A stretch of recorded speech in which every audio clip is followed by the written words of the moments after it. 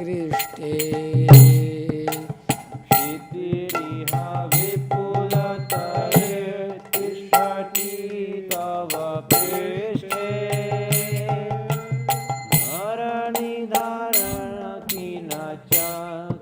धरणि-धारण-किन-चक्र-धरिष्ठे केशवधृता कूर्म-śarīra जय जगदीश हरे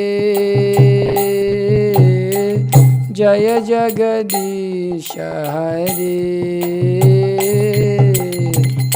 जय जगदीश हरे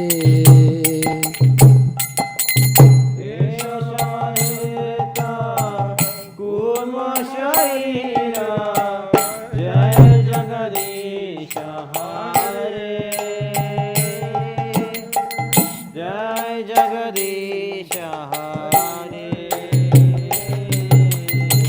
जय जगदीश हरे वसति दाśana-śikhare धरणी तव लग्ना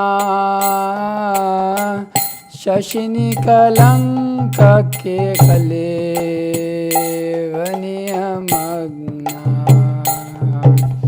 वसति दाśana-śikhare धरणी तव लग्ना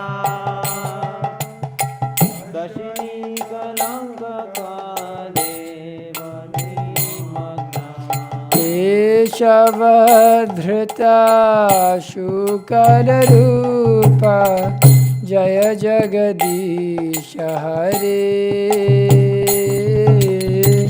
जय जगदीश हरे जय जगदीश हरे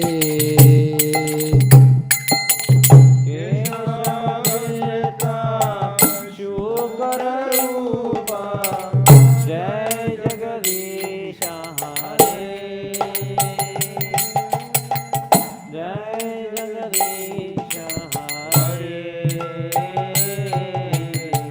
जय जगदीश हरे तव करा-kamala-vare नखमद्भुत-शृङ्गं dalita-hiran-kalańka-kaleva तव करा-kamala-vare नखमद्भुत-शृङ्गं dalita-hiran-kalańka-kaleva केशवधृता narahari-rūpa जय जगदीश हरे जय जगदीश हरे जय जगदीश हरे जय जगदीश हरे छलयसि विक्रमणे बलिमद्भुता वामना पदनखनिरजनित जन पावना छलयसि विक्रमणे बलिमद्भुता वामना पदनखनिरजनित जन पावना छलयसि विक्रमणे बलिमद्भुता वामना पदनखनिरजनित जन पावना छलयसि विक्रमणे बलिमद्भुता वामना पदनखनिरजनित जन पावना केशवधृता वामन-रूपा जय जगदीश हरे जय जगदीश हरे जय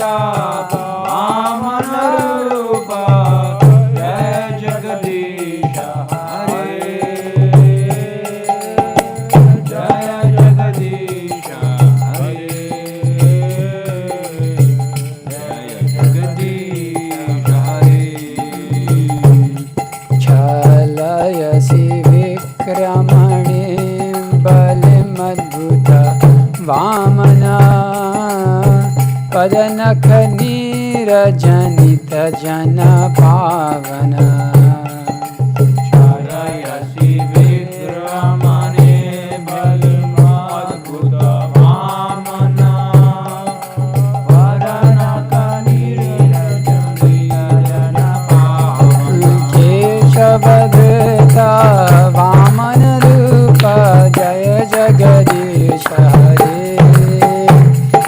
जय जगदीश हरे जय जगदीश हरे केशवधृता वामन रूप जय जगदीश हरे जय जगदीश हरे जय जगदीश हरे क्षत्रिय रुधिरमये जगत क्षत्रिय रुधिरमये जगत अपगत पापम स्नपयसि पयसि समित भवतापम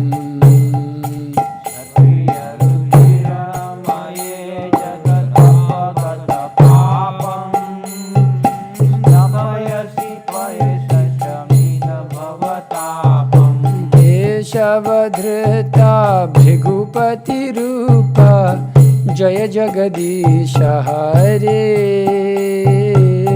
जय जगदीश हरे जय जगदीश हरे केशवधृता भृगुपति रूप जय जगदीश हरे जय जगदीश हरे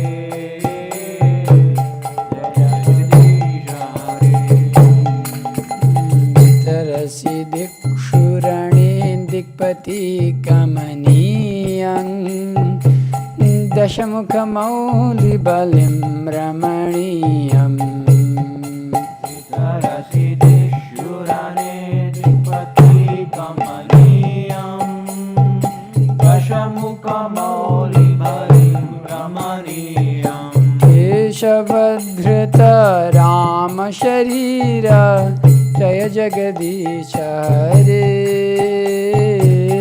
जय जगदीश हरे जय जगदीश हरे केशवधृता राम शरीर जय जगदीश हरे जय जगदीश हरे जय जगदीश हरे विहसि वक्षु विश्वदेवसनं जलदाभं हलहति भीतमिलितयमुनाभम् विहसि वपुषि विश्वदेवसनं जलदाभं हलहति भीतमिलितयमुनाभम् केशवधृत हलधर रूप जय जगदीश हरे जय जगदीश हरे जय जगदीश हरे केशवधृता हलधर रूप जय जगदीश हरे जय जगदीश हरे जय जगदीश हरे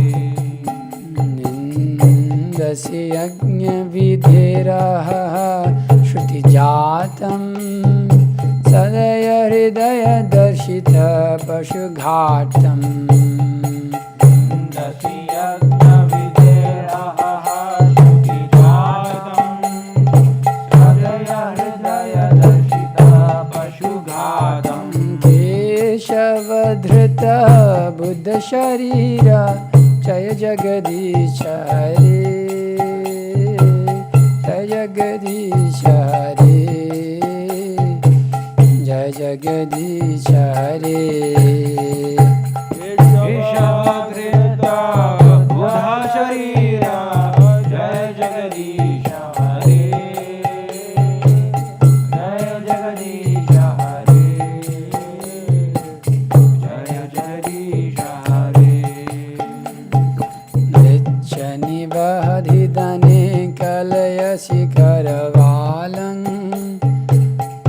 धूमकेतु एव किमपि करालम्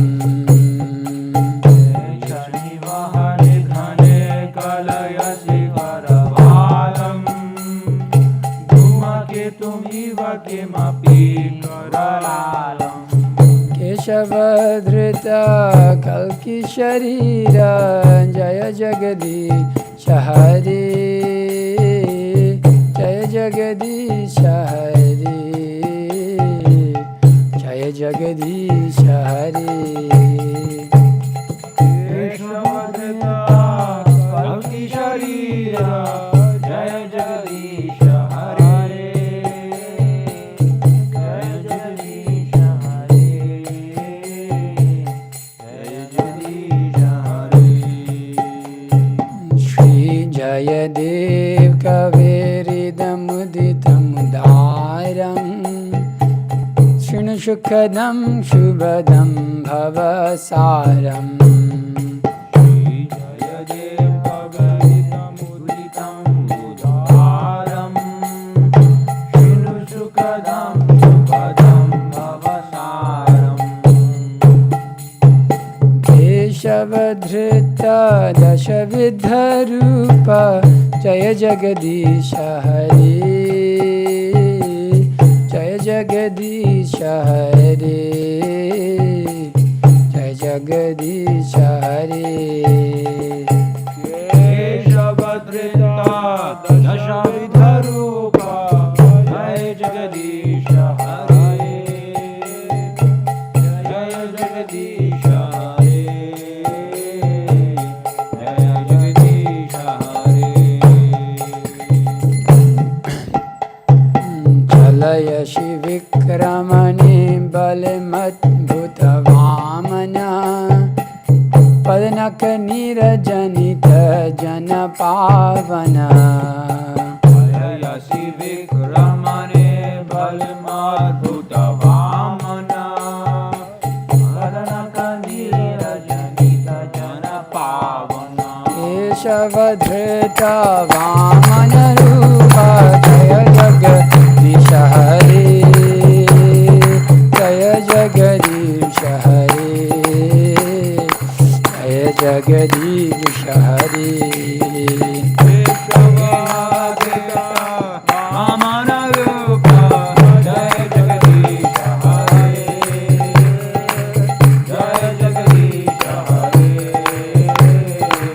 जय जगदीश हरे केशवधृत वामन रूप जय जगदीश हरे जय जगदीश हरे जय जगदीश हरे केशवधृत वामन-रूप जय जगदीश हरे जय जगदीश हरे जय जगदीश हरे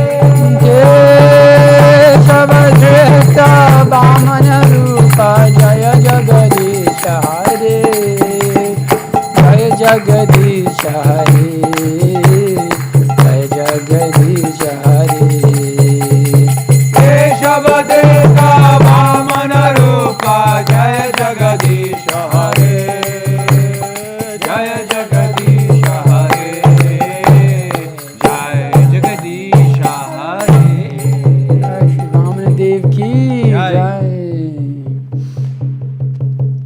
जय जयदेव गोस्वामी की जय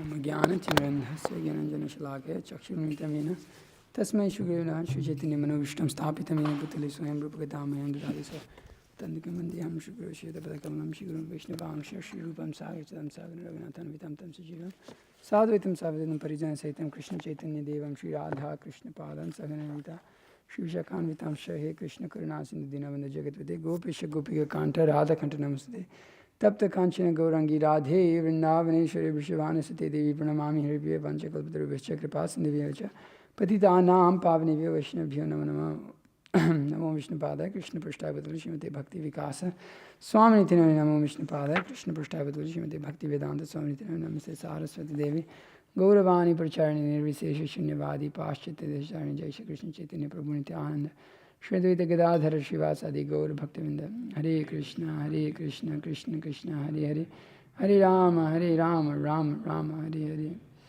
Jnanandamaya Devam Nirmaspratikakriti Madharam Sarva Vidyanam Hayagrim Upasmahe Guru Vaishnava Bhagavan Tene Smarana Hoy Vigna Vinashana Naya Shahina Vanchida Purana.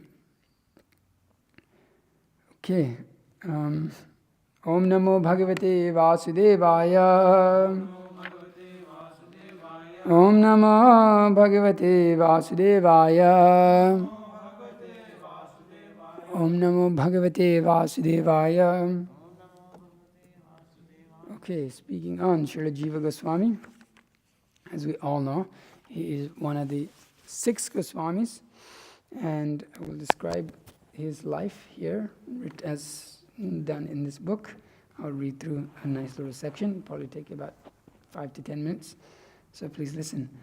According to Gaura Gunadesha Divika, Srila Jiva Goswami was Vilasa Manjari in his previous identity in Vraja.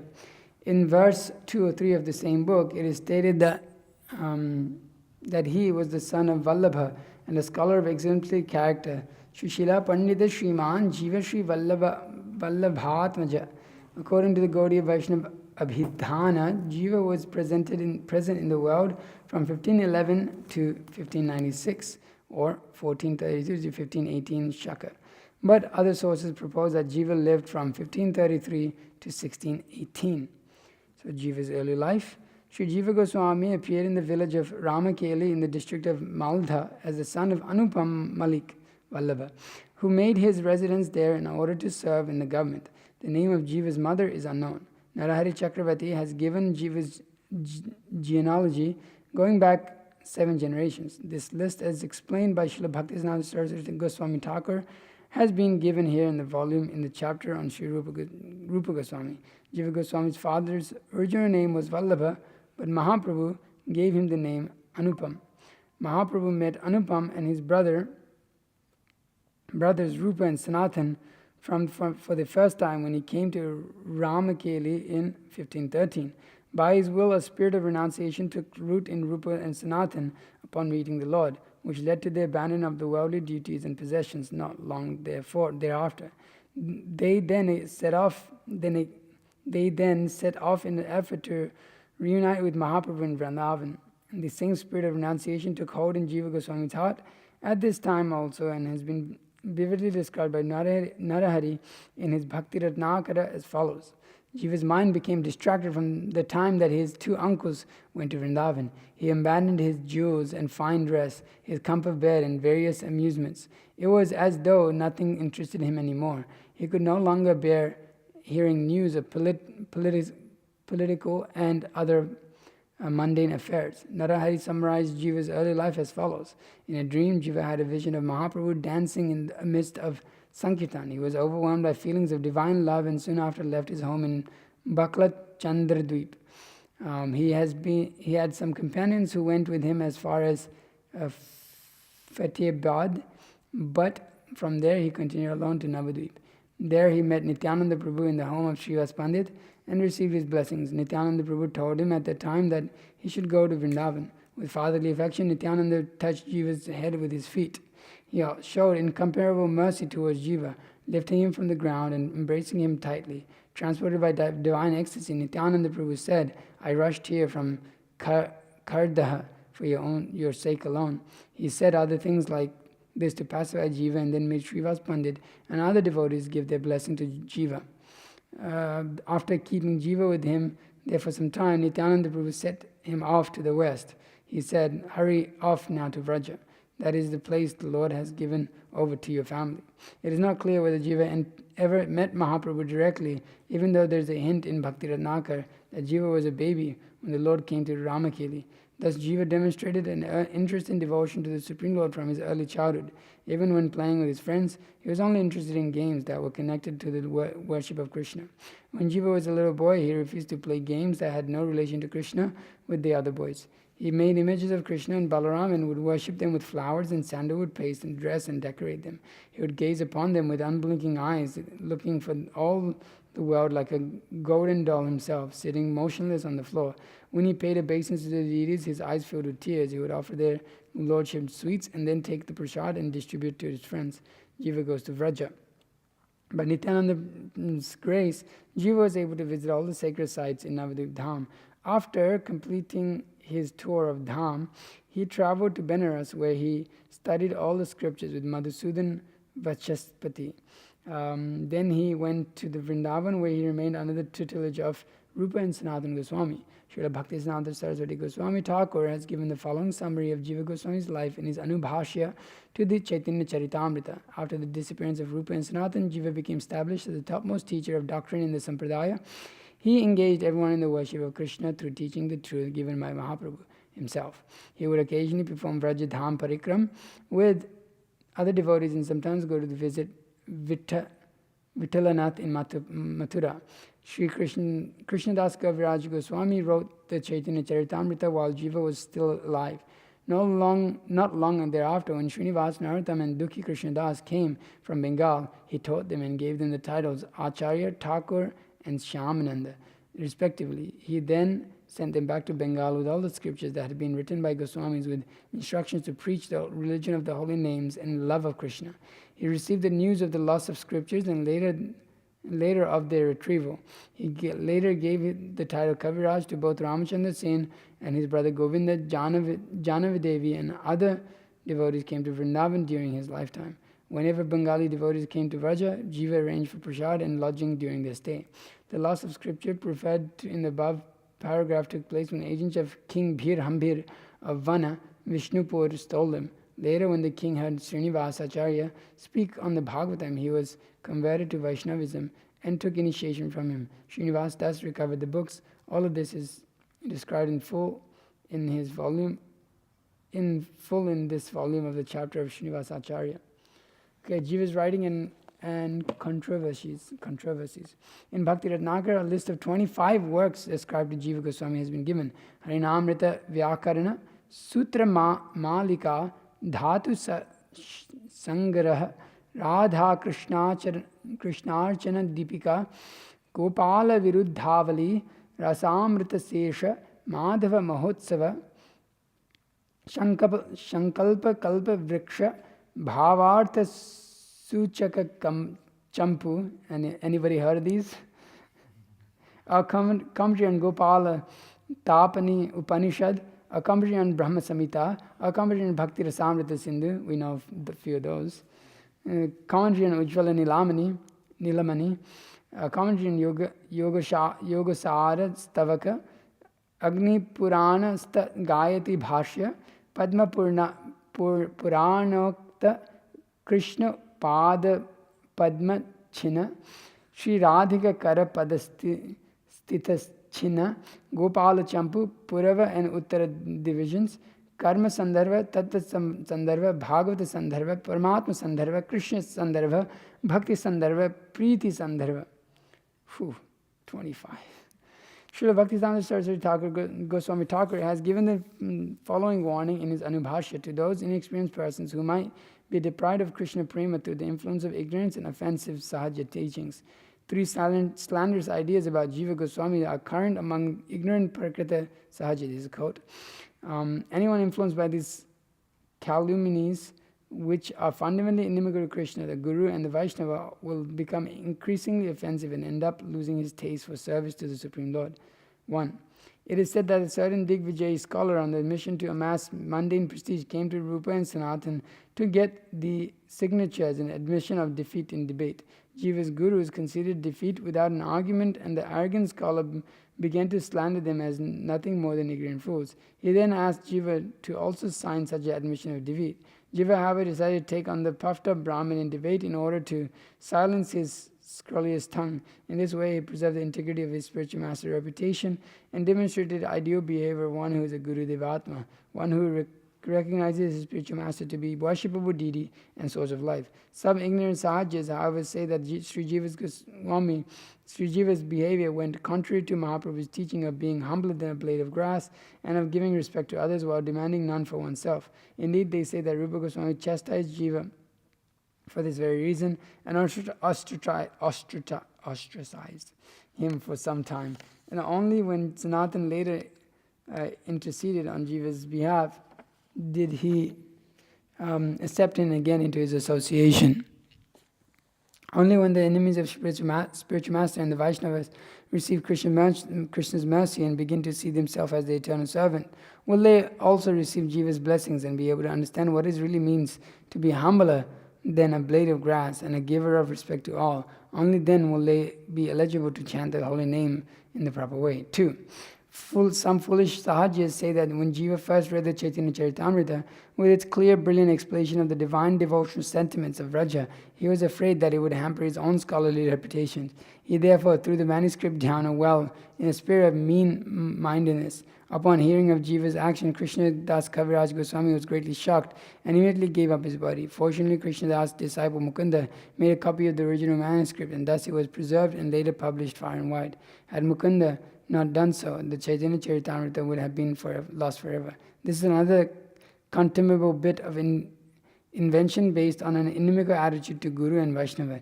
It has no basis in reality, and therefore there is no possibility of it being true. 3. According to other sense-obsessed fornicators, Jiva Goswami should not be accepted as an authority because in his treatise he opposes the ideas that the gopis of Vrindavan were married to other men, the Parakya-vada, but rather than support the Swakya-vada. They say that he cannot be accepted as Rasika Bhakta or a devotee who is knowledgeable in divine sentiments. The fact is that during Jiva's lifetime, some of his followers demonstrated a preference for the Swakya-vada. Jiva recognized the limitations and so, for their benefit and for the benefit of those in the future who would be unable to comprehend the transcendent nature of Parakya-vada and would themselves take up adulterous relationships in the imitation of Krishna, he gave credence to the Swakya doctrine. This is a sign of him acting appropriately as an acharya. One should not take this as evidence of him being opposed to the transcendental Parakya-vada. However, for he is the topmost Rupa Goswami follower and one of the Krishna Das Goswami's spiritual teachers, Anubhashya. Rupa's mercy to Jiva.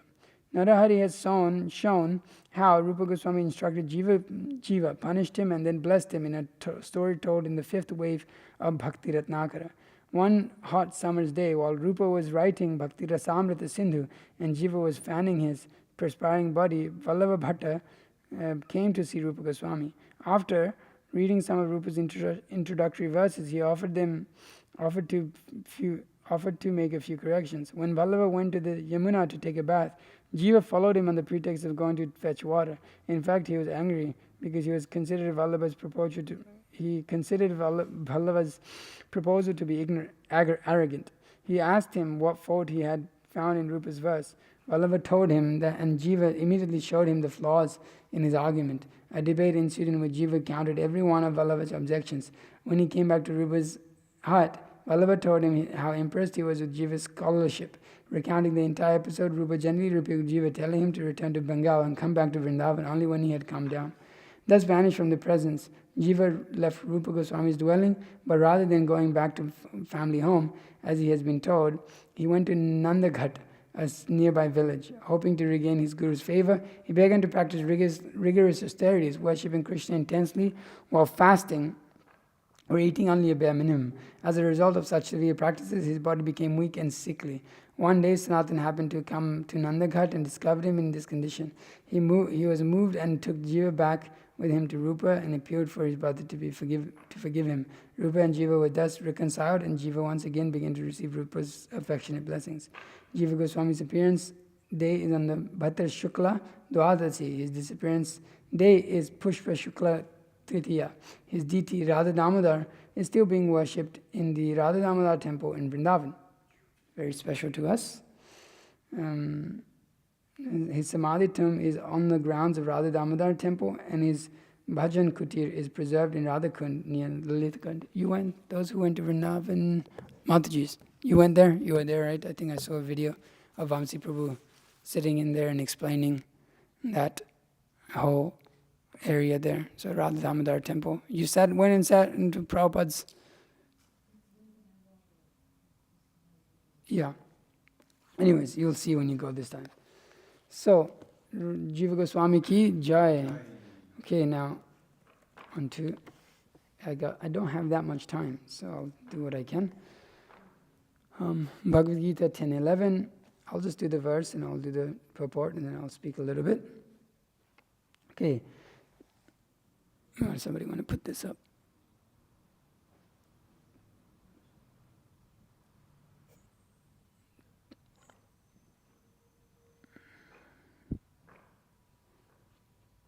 Teshamevanukampartham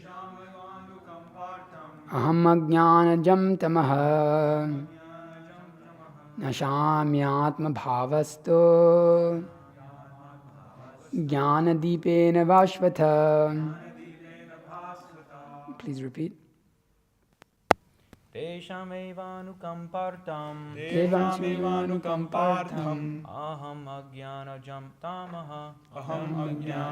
tamaha nashyami atmabhavasto jnanadipena bhasvata Teshamevanukampartam aham ajnanajam tamaha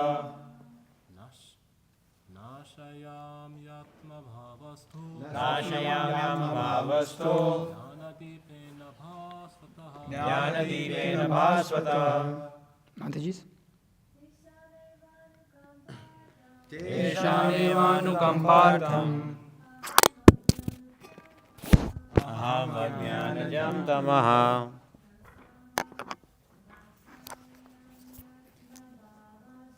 Nashayamyatmabhavasto Jnanadipena bhasvata. Okay. Teshamevanukampartham aham ajnanajam tamaha Nashayamyatmabhavasto Jnanadipena bhasvata. Okay. Tesham, for them. Eva, certainly. Anukampartham, to show special mercy. Aham, I. Ajnanajam, due to ignorance. Tamaha, darkness. Nashyami, dispel. Atmabhava, within their hearts. Staha, situated. Jnana, knowledge, of knowledge. Deepena, with the lamp. Bhasvata, glowing. Translation and purport by His Divine Grace A.C. Bhaktivedanta Swami Srila Prabhupada ki Jai. To show them special mercy, I, dwelling within their hearts, destroy with the lining shampoo of knowledge the darkness born of ignorance. Purport: when Lord Chaitanya was in Benares, promulgating the chanting of the Hare Krishna, Krishna Krishna, Hare Hare, Hare Rama, Rama Rama, Hare Hare, thousands of people were following him. Prakashananda Saraswati was very influential and learned scholar in Benares at the time. Derided Lord Chaitanya for being a sentimentalist. Sometimes Mayavadi philosophers criticize the devotees because they think that most of the devotees are in darkness of ignorance and are philosophically naive sentimentalists. Actually, that is not the fact. There are very, very learned scholars. There are very, very learned scholars who put forward the philosophy of devotion. But even if a devotee does not take advantage of their literatures or of his spiritual master, if he is sincere in his devotion service, he is helped by Krishna within his heart. So the sincere devotee engaged in Krishna consciousness cannot be without knowledge. The only qualification is that one carry out devotion service in full Krishna consciousness. The Mayavadi philosophers think that without discriminating, one cannot have pure knowledge. For them, this answer is given by the Supreme Lord. Those who are engaged in pure devotion service, even though they be without sufficient education and even without sufficient knowledge of Vedic principles, are still helped by the Supreme God, as stated in this verse. The Lord tells Arjuna that basically there is no possibility of understanding the Supreme Truth, the Absolute Truth, the Supreme Personality of Godhead, simply by speculating, for the Supreme Truth is so great that it is not possible to understand Him or to achieve Him simply by making a mental effort. Man can go on speculating for several millions of years, and if he is not devoted, if he is not a lover of the Supreme Truth, he'll never understand Krishna or the Supreme Truth. Only by devotion service, the Supreme Truth, Krishna, pleased, and by His inconceivable energy, He can reveal Himself to the heart of the pure devotee. The pure devotee always has Krishna within his heart, and with the presence of Krishna, who is like the sun, the darkness of ignorance is at once dissipated. This is the special mercy rendered by the pure devotee to the pure devotee by Krishna. This is the special mercy rendered to the pure devotee by Krishna. Due to the contamination of material association, through many, many millions of births, one's heart is always covered with the dust of materialism. But when one engages in devotional service and constantly chants Hare Krishna, the dust quickly clears and one is elevated to the platform of pure knowledge. The ultimate goal, Vishnu, can be attained only by this chant and devotional service and not by mental speculation or argument. The pure devotee does not have to worry about the material necessities of life because he need be anxious, because when he removes the darkness from his heart, everything is provided automatically by the Supreme Lord, who is pleased by the loving devotion service of the devotee. This is the essence of the teachings of Bhagavad Gita. By studying Bhagavad Gita, one can become a soul completely surrendered to the Supreme Lord and engage himself in pure devotion service. As the Lord takes charge, one becomes completely free from all kind of materialistic endeavors. So I've already chanted verses, some prayers, or can I get some water in here? So we're discussing this in regard to Vamana Dvadasi, the appearance of Lord Vamana, which is very often described. I think I've spoken on this a few times now. I had the great fortune to be able to speak on Vamana a few times. I think last year I was in New tavān when we had Vamana Dvadasi. But the appearance of Lord Vamana is very sweet, and it has many intricacies to it. And obviously, each and every pastime of the Supreme Lord is unlimited in its sweetness and expansion. And devotees of the Lord, they go on glorifying and expanding those, as we hear the Srimad Bhagavatam. It's like a mango. And as it gets passed down through the parampara, it becomes sweeter and sweeter. So, mango without a skin or seed, just straight pulp. But we can see that specifically this pastime of the Lord, Bhakti Vikas Maharaj describes in different places that it's especially sweet. The pastime of Lord Vamana is especially sweet. The pastimes of Lord Krishna is very sweet. And Vamana also very, very sweet. That and of course the sweetest of all nectar is Chaitanya Charitamrita, the pastimes of Lord Chaitanya. But here Vamana, of course, inconceivably, not that how can you compare them all, but at the same time they're inconceivably sweeter than one. But here Vamana, we see a very amazing pastime in which the relationship between the different types of devotees of the Lord and how he ultimately comes for his pure devotee. We see different devotees here. We see Kashyapa, we see Diti, and how Diti wants to serve the Lord or praise to the Lord. We see the demigods, and then we see Bali Maharaj. So these devotees are there, Sakama devotees and Akama devotees specifically. And we have Chaitanya Charitamrita. They're devotees nonetheless, but Bhukti Mukti Siddhi Kami Shakaliya Shanta, that those who are desiring Bhukti Mukti Siddhi and Kami, those who are of that category, they're never satisfied. I forget the next line. But those who are devotees, they have no desire. And they're always satisfied. So Bali Maharaj is playing the role of a demon, but at the same time, he's a devotee. Or is he a demon, or is he a devotee? Which one? And so we see that initially the demigods are conquered by the demons. Actually, I think most of you haven't read this pastime, right? Only probably Navani Hoda Prabhu and Lekha Shravanti Mataji and Mataji has also read. Right, you've finished the Bhagavatam yourself, Charanti Mataji? No, not yet. You've read this pastime? Yeah, you've read this pastime. It's very ecstatic. I try to go through a little bit every day. And we see that Bali Maharaj conquered the heavenly planets. How? You might have heard some lectures. Mrityu Sanjeevani, yeah, that's one way, yes. He got rejuvenated by the mercy of Shukracharya. What did the demigods do? Yeah, Indra offended Brihaspati.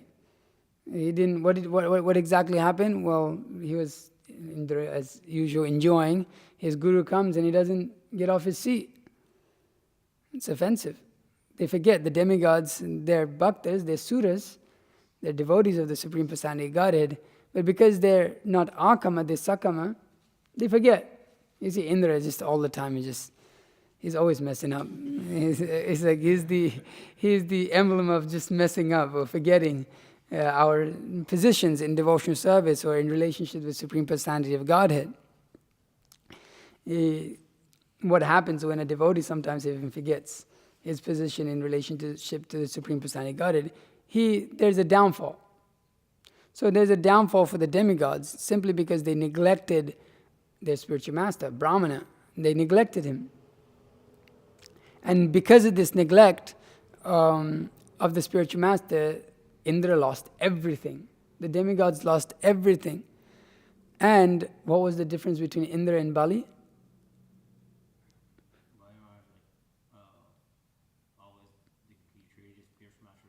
Yeah, Bali was very different to what Hiranyakashipu, Hiranyaksha, and all of these demons were. Hiranyakashipu's whole mood was Ishvaraham Aham Bhogi. But Bali Maharaj, my spiritual master mentioned like that, his character wasn't like that actually. This Hiranyakashipu, he basically terrorized the whole universe, stopped sacrifices, was offensive to the Brahmanas. But Bali Maharaj, he worshipped the Brahmanas. He worshipped his guru. He made sure that sacrifices were going on. He did everything dharmically. He was a demon in the outer sense and in family line, but he performed dharmic activities and he was respectful to the Brahmanas. And that's a consistent topic that you'll see throughout this whole pastime of Vamana from beginning to end. The proper respect and regard for Brahmanas and for Vedic culture. So why did Bali want to take over the universe? Well, that's what demons do.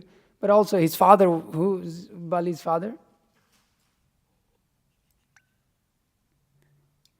Virochana is the son of Prahlad. And who's the father of Prahlad? Wait, who's the father of Prahlad? Hiranyakashipu, okay. Please, this one you gotta know.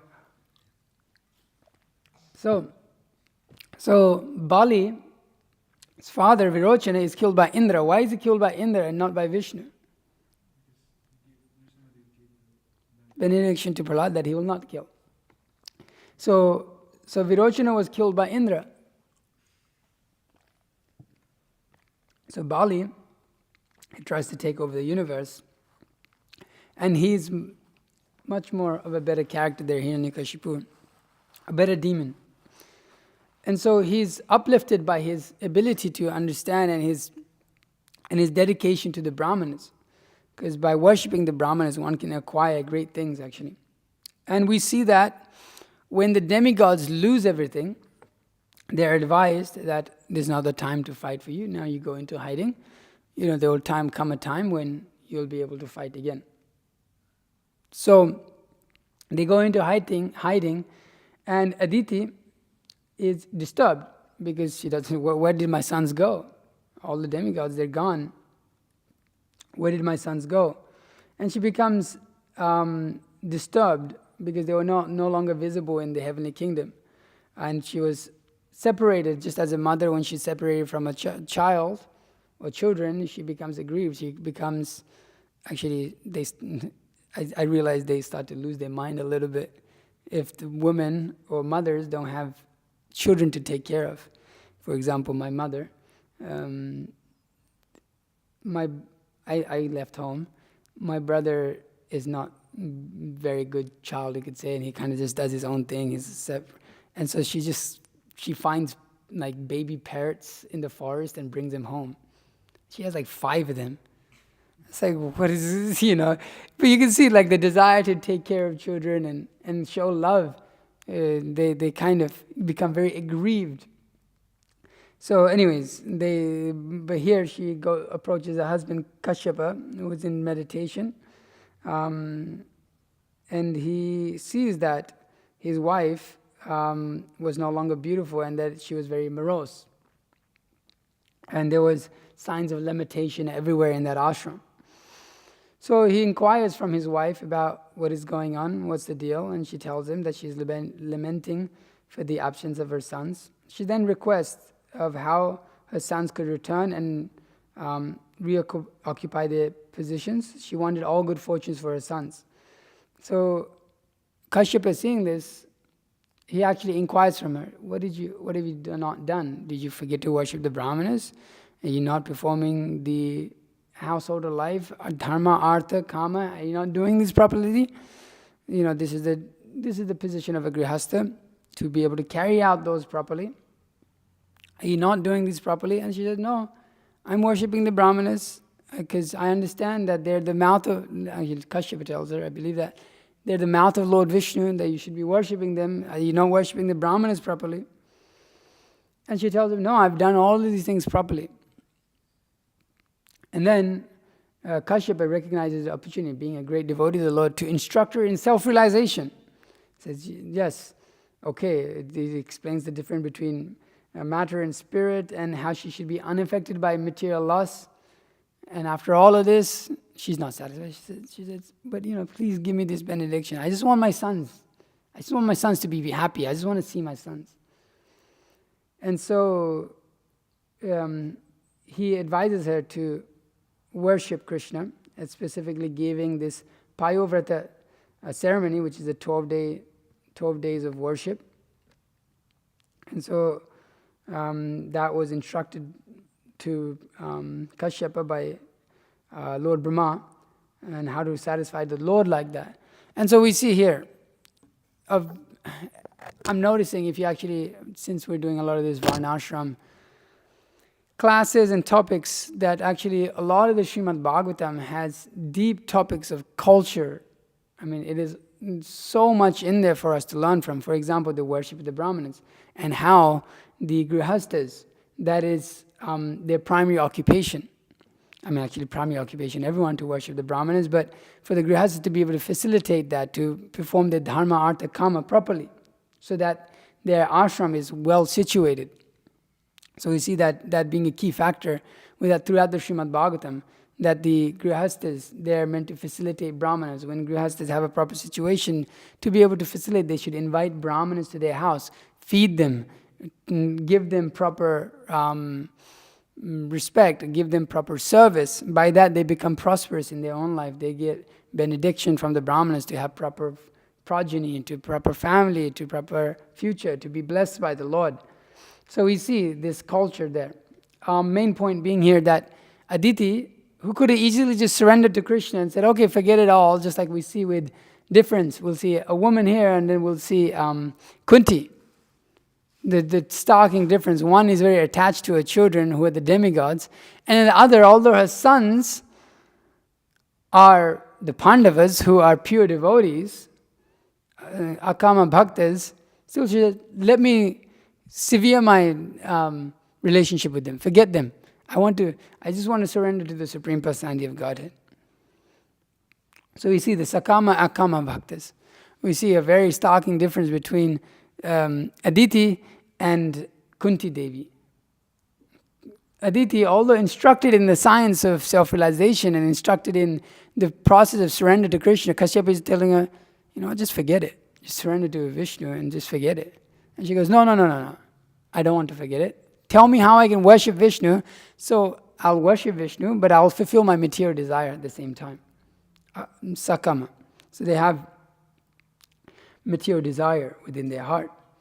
Nonetheless, Krishna, he fulfills the desire of everyone. He fulfills the desires of the demons, and he fulfills the desires of the devotees also. Sakama, Akama, Bhaktas, everyone simultaneously. Actually, I lost the word for it here, Mahotsa Prabhu had sent it to me.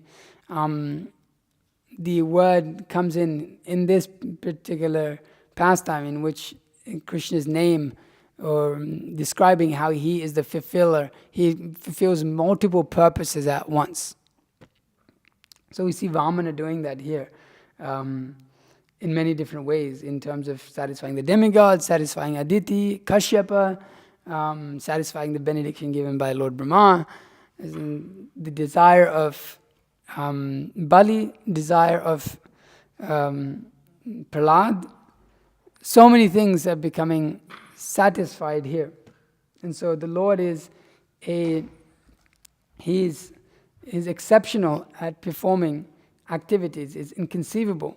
And so the Lord comes to fulfill Aditi's desire to be able to give the positions back to the demigods.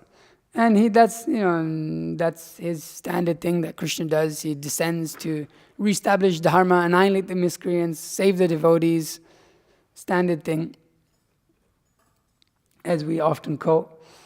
But here there's also more than just saving of the devotees. Here we're reading from this here that Tesha vivanukampartam aham ajnana jamtamaha nashamyam atma bhavasto jnana dipena bharata. To show them special mercy, I dwell within their hearts, destroying with the shining lamp of knowledge the darkness born of ignorance. Now Krishna descends to protect dharma and annihilate the miscreants, reestablish dharma. But more than that, Krishna descends to enjoy. That is one of his things that a few of these things does. But main thing, he appears, as we see also, Shanta. Why does he exist? For the love of his devotees. Ultimately, the reason he comes is for the love of his devotees. And so how is that happening here? Well, Bali is there. Bali is taking over the whole universe. And so Vamana, in expert way, approaches Bali in the form of a brahmachari. Brahmana brahmachari. We have that picture, it's very cute. Vamana looks very cute. He has a little pot and a brahmachari stick. It's like the cutest thing ever. And he has his deer skin that he wears. So we see that sometimes they do plays and they dress up Vamana. It's very cute. He's a dwarf Vamana. What's cuter than that? A dwarf young boy who holds a pot with a stick is very attractive. So Bali Maharaj, he takes over the whole universe with the benediction of Shukracharya. Shukracharya literally brings him back to life with the Sanjeevani. And when Bali comes to this position in which he's conquered the whole universe and all of the demons, he's the head of all of the demons. They have and Vishnu turns up at the door. Shukracharya recognizes. And Bali also recognizes. But Bali invites him and says, what would you like? I'm a great king. You're a little boy. Anybody, a Brahmana is coming, a brahmachari, he's coming to beg. What can I give you? I can give you anything that you want. What would you like, O Vamana? And at this, at the same time, we see that Vamana approaches in such a humble way, and he says, well, I'll actually just like 3 steps of land. I'm a brahmachari. I don't need much more. And Bali Maharaj, there's a back and forth loving relationship in which Bali is saying, well, I own so much. This is almost insulting that you're asking for 3 paces of land. 3 steps of land. How, ask for more. No, I'm a brahmachari. One who desires more than what he needs, he can never be satisfied. He can never be satisfied. A dissatisfied Brahmana. That verse comes in this section. A dissatisfied Brahmana that is not who is not satisfied in his situation, he loses his potency. And so he tells him, no, I don't need much more. You just promised me this land. And then we have Shukracharya is going, don't do it. How will you? Don't do it, Bali. This is Vishnu. He's coming. The demons, they're so foolish. They always underestimate Vishnu. They always underestimate him, no matter what. You see, they can never tell how he's going to come, what he's going to do. when Hiranyakashipu couldn't conceive of Nrsimhadev jumping out of a pillar. It's like, whoa, adbhuta, wonder, whoa, how's this possible? You couldn't conceive of, the demons couldn't conceive of, what's that, why am I forgetting her name? Mohini Murti. How would Vishnu take the form of a woman and come? He couldn't conceive of so many things. I mean, also we're reading currently of Varaha appears out of the nostril of Lord Brahma. So the demons always underestimate him. But Shukracharya, being the spiritual master, could see of Bali, this is Vishnu, he's going to cheat you, don't do it. What does he say? He said, well, you promised the Brahmana, but you didn't start it with the Omkara, that any promise that is not made with the Omkara doesn't have to be satisfied. So you're free to just neglect it. Just forget it. Don't do it. Don't do it. But Bali Maharaj, he knows that, okay, Vishnu has come, finally my time has come. Because outwardly he's a demon, but inwardly he's a devotee. How do we know that? What happens at the end of the pastime? Who comes? Yeah, but before that? No. Who turns up? Prahlad Maharaj turns up. When he's tied up, actually, Prahlad turns up. We know by the fact that Prahlad was his grandfather, that actually the Bali Maharaj was, obviously the grandfather and the grandson have actually a very close relationship. So what did Prahlad Maharaj teach? Shravanam, Kirtanam, Vishnu Smaranam, Pada Sevanam. And so we see that Prahlad Maharaj has inculcated this desire to surrender unto Vishnu into Bali's heart from his youth. So this was the true, actually, desire of Bali. That actually throughout his whole life, this is who he was. As we had, a few years ago, now it's not such a big thing anymore, coming out of the closet. But it's true. You're someone else on the inside, and you're posing as someone else on the outside, and you come out of the closet. So here Bali is having a situation in which he is coming out. He's able to, in all the situations, he's creating a situation in which he can just surrender unto Vishnu. That it's taken over the universe. All the demons, he's the king of the demons. All the demons are,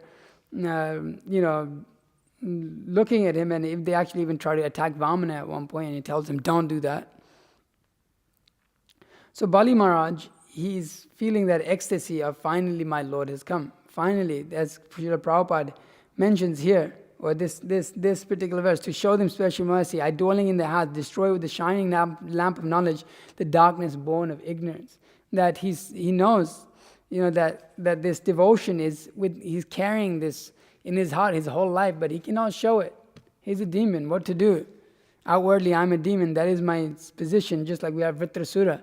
Whoever's read that pastime, it's one of the most ecstatic pastimes ever. Because we can relate also. We're also big demons, and we want to cultivate that Vishnu bhakti within our heart. We want to surrender to Krishna, but we're contaminated with so many demoniac tendencies, or come from so many demoniac situations in which we're attracted to still. But obviously Bali Maharaj is not so attracted. He's just performing the duty of a demon. So Prabhupada says here, the pure devotee always has Krishna within his heart, and with the presence of Krishna, who is just like the sun, the darkness of ignorance is at once dissipated. This is the special mercy rendered to the pure devotee by Krishna. So Bali Maharaj is always carrying Vishnu within his heart. His heart is always at the lotus feet of Vishnu, but now he's getting the time in which he can actually surrender, which can actually show everyone, this is my real desire, to surrender to Vamana, to surrender to Vishnu. And his expert, the loving relationship that is going on. What is going on? Well, he completely takes over the whole, okay, yeah, you take 3 steps, go ahead, okay, fine. Expands his whole foot, takes over the whole universe with 2 steps, and it says, well, where's my 3rd step gonna go? You cheater. Bali, you cheater. It's a very loving relationship of Vamana in conquering his devotee. The pleasure that Vamana is deriving here. Where is my 3rd step? Where should it go? What should I do? Bali says, well, my Lord, the owner of all of the wealth is worth more than all the wealth. So you can put it on my head, and which all devotees desire. And so this line here, Prabhupada says, of that this is the special mercy rendered to the pure devotee by Krishna. Krishna likes to serve his devotees. He serves them in satisfying their desire to surrender. Okay, for years and years and years you've had to hide this, but now I'm going to place my lotus foot on your head. And so Bali Maharaj, in his situation of being tied up, humiliated, and my spiritual master mentions that actually his position was, he didn't perform any austerities per se, like Hiranyakashipu did, but his austerity was even greater than that of Hiranyakashipu. Why? Because dishonor is worse than death. Here's the king of the whole universe, Bali, and he's being tied up and humiliated in front of all his demon friends by a dwarf. What more austerity for a Kshatriya, for one who's, Kshatriya, valor, honor. This is their life. His dishonor is worse than death. So it's austere. But Bali is taking great pleasure in surrendering to Vishnu. And Prahlad Maharaj shows up, his wife shows up. And it's a very ecstatic pastime in which that Vishnu Bhakti is not specifically dependent on our outer situation. That our external situation may be that of carrying out certain duties in our life, whether it, sometimes you see devotees having to do different occupations, such and such, but internally we're always cultivating that mood and desire, whenever that opportunity comes, to surrender to Krishna fully, utterly. Atma Samarpan, that's what we see Bali Maharaj's position, Atma Samarpan, throwing oneself at the lotus feet of Krishna. Atma Nivedan is there, but in Atma Samarpan, just throwing oneself. So Bali is throwing himself at the lotus feet of Vamana.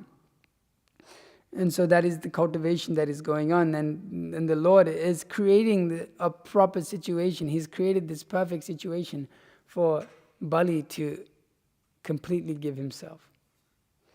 So Bali, although in his situation very fearful, anxious, Prabhupada writes here, the pure devotee does not need to worry about the material necessities of life. He need not be anxious, because when he removes the darkness from his heart, everything is provided automatically by the Lord. Although his position was as such, he attained a better position than Indra. And the Lord gave him a planet in which he resided. The opulences there are greater than heavenly planets. And he got the mercy of the Lord, he surrendered fully to the Lord, and his whole position became much better. He did not need to be anxious of his material necessities of life. Everything was provided by the Supreme Personality of Godhead. So Prabhupada says here that this is the essence of the teachings of Bhagavad Gita, that one completely, utterly surrender at the lotus feet of Krishna and not worry about anything. Krishna will provide everything, even that situation to surrender to him. If we have the proper desire, Krishna will give us that situation. Although Bali's situation looks unfortunate, terrible, horrible, punishment, Lord is tying him up.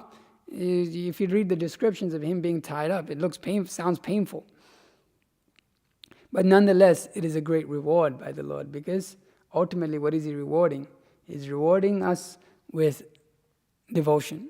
He's rewarding us. He's bestowing that mercy to us of devotion service. So it is always a reward of the Lord that is His special mercy, to destroy our material life completely. That is our prayer. To destroy everything, some material attachment we may have even within devotion service, to pray to the Lord to destroy that. If we dare so pray like that, because it may throw us out of our situations in which we seemingly satisfied, in our positions, in our services. That may be, that service itself sometimes may be a hampering to come up to the standard of pure devotional service. So Krishna may destroy certain circumstances in our life, but how do we choose to see it? He may take us away from association sometimes in order to purify us. But it is all for purification, it is all for love. Krishna ultimately just wants that love from the devotee. So he always creates and serves the devotees in that way to have a loving relationship. And then what does Vamana? Vamana takes the position of a doorkeeper, security guard. Service to Bali, you could say. So he wants to have that loving relationship with the devotee. So Vamana, beautiful, amazing. I mean, the descriptions that are given as when he appears also is very beautiful. So we can remember Vamana in this day, and we can specifically remember Bali, remember how he surrendered to the Lord, and we should desire to do the same with our lives, independent of the circumstances we're in, whether difficult or great, happy or sad.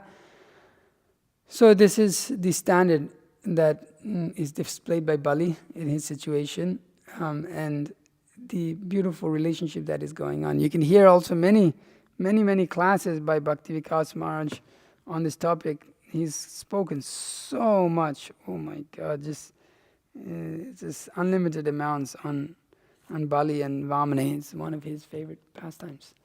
So if there's any questions or comments, we got a few minutes, please feel free to ask. Yes. Yeah, this verse, Guru Maharaj gives a lecture on this, and he says that this mercy, this special mercy, is people don't really know that he was saying that mercy actually is to put the devotee into difficulty. Yeah. Guru Maharaj is making the point that when Krishna really bestows his mercy upon you, he will put you in immense difficulty, and through that difficulty, he'll give you the knowledge on how to overcome it. Mm-hmm. But people come to the Guru and say, "I want your mercy." We're making the point like, if I really gave you my mercy, then you will be put into difficulty. Yeah. So, and that correlates. I like that you correlate that to the past song, because I remember listening to that lecture. I was like, wow. People expect that because you take the instructions of the spiritual master, life should be great. Actually, it's the other way around. Anybody who wants to take the instruction of the spiritual master seriously, his whole life will be really difficult. If you look at just examine Srila Prabhupada's life, everything was so difficult. Even running his movement was so difficult. You're at that age, 70s, mid-70s, late 70s, and you got to constantly run around the whole world correcting disciples and trying to get the movement situated, but you want to write your books, and it's so difficult. So fulfilling the order of the spiritual master is actually really difficult. And that's mercy. And that difficulty that one takes upon his head, the weight of the parampara, as we've heard it, you gotta be strong. So it's not, as Prabhupada said, easygoing life and Krishna consciousness, they go ill together. So sometimes we expect, all right, our spiritual master instructed us in a particular way, but then my life got put into difficulty, I'm going to reject the spiritual master. To be honest, that's kind of the standard of devotion service we have in our society a little bit, unfortunately. So better not to get instruction from the spiritual master. Most people don't. It's very rare to see within the greater ISKCON movement or within the Hare Krishna movement in general, those very connected to the spiritual master actually. You get initiated, and you go see him maybe once in a while. And that's it. That's your relationship. And so because otherwise, if you look at the instructions of our line of parampara, it's, oh man, you really got to what is it? Preach, preach, preach. And what does it mean to preach? A lot of time, effort, money, headache. So people don't want to take that on, and then we're happy with our standard, go to the Sunday feast, attend some of the programs, which is nice, okay, but Guru Mukha Padma Vakya Chitite Kariya Aika Arana Kariho Mani Ash. This is the essence of our life. This is the essence of what it means to be initiated and what it means to serve the Supreme Personality of Godhead. Arana Kariho Mani Ash. Otherwise, Aditis. She just wants her situation to be good. That's all. I'll worship the Supreme Personality of Godhead. But Bali Maharaj is the real example we're looking at. Difficulty, surrender. Our acharyas were pointing to that. We know, Kunti. We don't, we glorify Aditi. She's the Supreme Person, the mother of the demigods and worshipper of the Supreme Personality Godhead devotee. But emphasis is on Kunti's mood. We see in the Gaudiya tradition. But we've lost that to a great extent. Let those difficulties come again and again, because when they come, they remind me of you, O Lord. Therefore, book distribution is this mood, actually. Preaching is this mood. Let the difficulties come, in which, when I go out on books, let it be difficult. Let it not be easy, because I may get puffed up if it's easy, and consider myself the controller.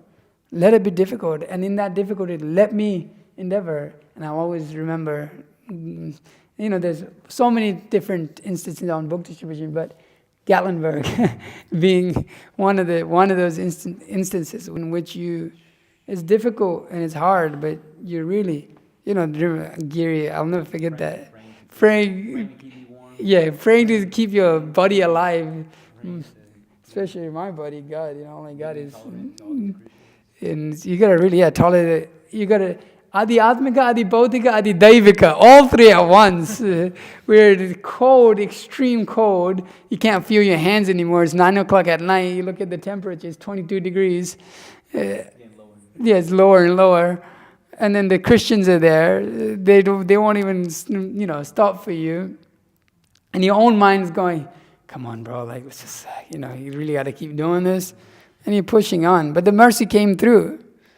And so we were able to see. And then the next day, it didn't come through, you could say, but it came through in a different way, in the form of going through the austerity and doing it and having the thing that, okay, I serve the Lord. And even within our own life, we have so many own mental difficulties. I was mentioning this too, that actually Brahmacharya ashram is not, and Brahmacharini ashram is not for those who have, come in with mental issues. Because you will develop a lot of mental issues within the Brahmacharya ashram itself, because it's just so much pressure is there to become surrendered. And that's all. It's like going from a karmi to trying to become, the standard of Bali or Prahlad and all of this. That's what we're aiming for. There's a lot of mental tension and then physical tension and all of these things are there. So, difficulty means devotional service. But it's blissful if you can understand it. Who can understand devotion? Nobody. But those who are trying for it. That's there in the Narada Bhakti Sutra, actually. That even nobody can understand devotional service apart from those who are trying to perform it. Even then, it's inconceivable. It's indescribable. Inconceivable. So, difficulty means we should be enthused by difficulty. Srila Prabhupada was enthused by difficulty. Okay, let the difficulties come. This means that we're trying to do something good. We're trying to push on the movement. It's difficult. Vishnu Chitta Prabhu said so many times, we're trying to establish these farms. You have no idea. It's like, Charu knows how many hoops that he's having to think about, we have to jump through, think about, recalibrate, rethink. We go through a lot of months of thinking one way, and then we have to throw it all away, and then redevelop it. But it's blissful, because we're doing it for the acharyas. And then, to be honest, just starting it is the easy part, apparently. Maintaining it is the most difficult part, dealing with all the problems that come with dealing with devotees and families and brahmacharis and brahmacharinis and woofers, and I don't know how we're going to do it. But it's got to happen. So yeah, but it's an opportunity to surrender. Difficulty means opportunity to surrender. So we should be enthused, patient, confident. Okay, anything else from the men? I'll take a little more time today because... Okay, Mataji, you have anything? No? Okay. Srimad Bhagavatam ki jai, Srila Prabhupada ki jai. Now we can take the ecstatic feast cooked by Charan Prabhu. There's another feast this morning.